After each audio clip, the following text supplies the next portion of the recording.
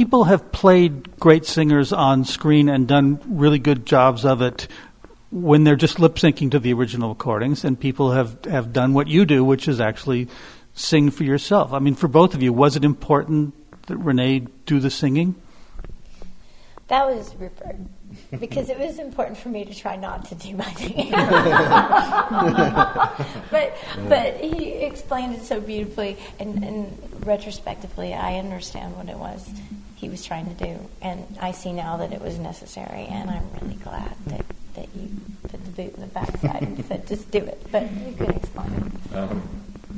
Yeah, I suppose, in some ways, maybe the film is like looking at the the risk of performance, like what it costs, and particularly singing. I think it's such an act of, we've all been in that karaoke situation where you go, well, I'm a bit drunk, I'll try this, and you start and you go, oh my God, I didn't realize the song was going up here. And I don't actually think that's different for people, professional singers who are known for core repertoire, and I feel it's important sometimes on the camera to catch the truth of the performer,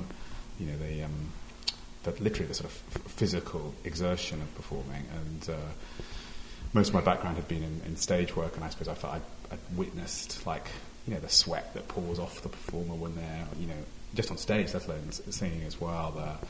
The way the sinews move on the neck, the dilation of the pupils. It's sort of like a very gladiatorial dream state that they're in, and I'm sure there's a way of capturing that with someone else's music, but I thought it was going to be more visceral live, and also Renée's got a great voice, so that's what I want to see. Yeah. So, Finn, your character is a part of the story that I think most people don't know. That the fifth husband who arrives on the scene late in the game. Fifth and final, yeah. Right. Tell us a little bit about the guy, and were there particular challenges for you in playing the guy? Yeah, Mickey Deans was a jazz pianist, and in reality he ran a nightclub in New York, and he kind of came into Judy's life in a bit of a surprising way, and they kind of had a very quick, lightning fast affair, and were married very quickly. And then I think in some ways he was a little bit in over his head, but then also she was an icon to him, and he was trying to kind of be a part of her great, enormous spirit and flame and spotlight. And I think he tried to kind of manage her affairs a bit and kind of put her life in order a little bit, and also tried to be a bit of a hustler, which is what he had been most of his life, and kind of try to make other things happen and get her career second wind. And I think some things worked and some things didn't for him and for them. But I found some really good actual old footage of this old documentary that we're talking about the wonders of deep YouTube diving can give you. And he actually wrote a book, too, about his life with her. So it's a good reference point. And, he's an enigmatic character. I mean, lots of people don't know quite what to think of him. And you read different accounts of the same period of time, and you can read two different perspectives of what happened. So no one quite knew. So we had to make a few choices of our own about what his intentions were. But I think for the good of the story, I think at the heart it was he did genuinely love her and was devoted to her. And, then you see where it goes from there. Right. Yeah. So, Renée, are there things that you know and feel about Judy now that you didn't going in?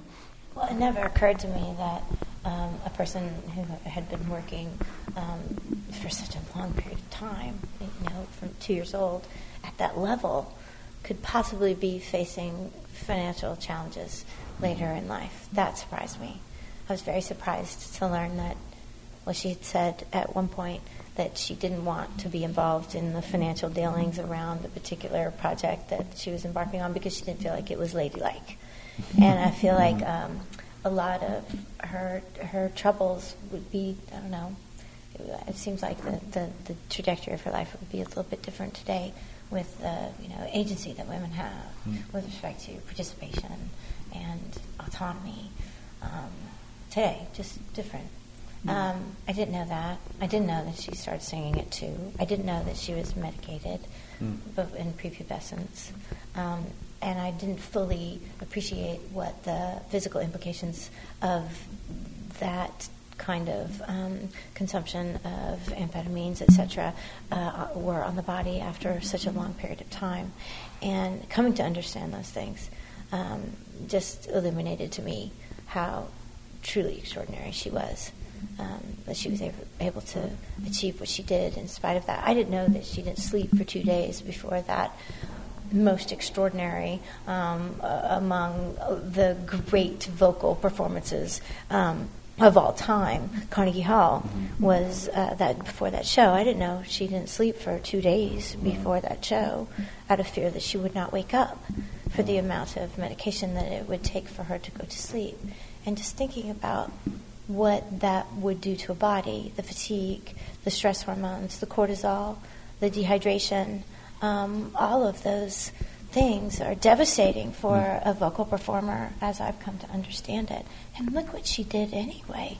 Yeah, I mean, it's amazing. People say about that Carnegie Hall thing that it was the best theatrical live experience recording that they had ever yeah, seen. Yeah. And to do that, to pull that from somewhere, I mean, that's beyond iconic, isn't it? That's beyond heroic. That's 1 in a million years, isn't it?